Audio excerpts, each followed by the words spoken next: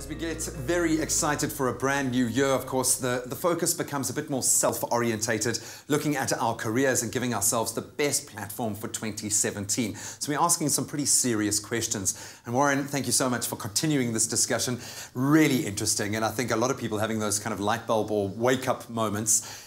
So many of us focused on what we need to the shortfalls we need to make up in debt that we've rung up over the festive season or debt we've been carrying for even longer.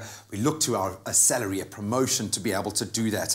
If we're not happy with our current salary, how do we plan what it is that we actually need to extract from it? I think we kind of have this cap in hand rather mentality of a salary is just something that you get, but we need to be proactive in that sense. How do we approach budgeting from the other end? I think that's the point, is being proactive is very important. And I think doing your homework first before you have that conversation with your boss. So for me, what I would be doing is finding out what is the role that I play. What does the market pay for that? Finding out from you can do a lot of employment agencies and employment websites will give you a really good idea of what it is that you're worth. Yeah. So if you find that you are being paid well for your experience and the role that you play now, then you need to understand you need to change something, and the only thing you can change then is you need to do something more. You need to be more valuable to the employer so that they will pay you more. But if you are being horribly underpaid, then you can start the conversation to say, and I think I would be quite open, but not demanding. I think it's it's one of those things you don't want to get to a break point, just to say this is pay me or else. So I would be going to say, look, this is what the market's paying for my salary, and it's 10,000 a month, and actually you're only paying me 8. How do we close that gap? I need to get that gap closed. I need this money, and I think I'm worth it. This is what I've done. And how do we get there? I think far too often we undervalue ourselves, and that's where the frustration starts to kind of build, and then other people start to undervalue us. What if we do the sums and we arrive at a ridiculous figure and we realize, okay, I'm actually worth so much more, and it's unrealistic?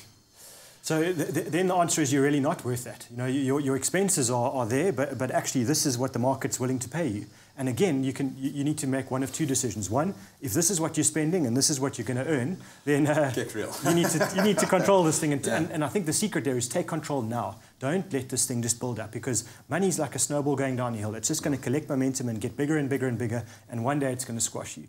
The alternative is to say, okay, I need to increase my earnings. And if you've got a full-time job and you are being well paid, then can you do something part-time to top up your income? What else can you do? Portfolio, those sorts of things, maybe. Yeah. And I'm going to ask you now to speak from personal experience climbing your way up the corporate ladder, which you've done quite successfully. I think broaching that conversation with your boss is kind of like walking up to a pretty girl at high school and asking her out on a date. It is very difficult, and something that some people find it easy to sell themselves. For others, not so much. Yeah. Your game isn't sales; you're in finance. How do you sell yourself? How do you broach that conversation? I think I always start before the time by preparing myself in terms of understanding my value.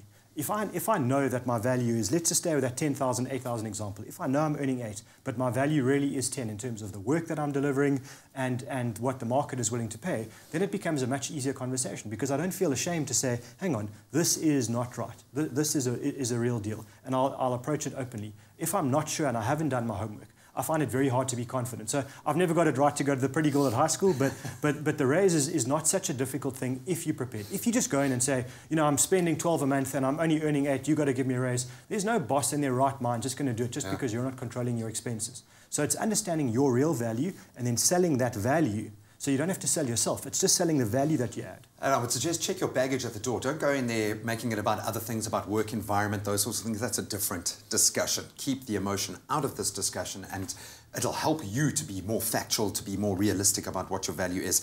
So all of this being said, we've sent the cupcakes for weeks in advance. We've buttered up the boss and he says no. How do we do? What's the next step? I think it's a case of understanding the environment around your form of employment. So, are there other companies that are paying more and that are hiring or that would look at you? And I wouldn't be afraid, every 3 years, for example, if you're not happy in the environment or you're not being well paid, every 3 years to look around, make sure that potentially there are other people that will offer you a job. And I think it's another market. I mean, we live in an economy of supply and demand.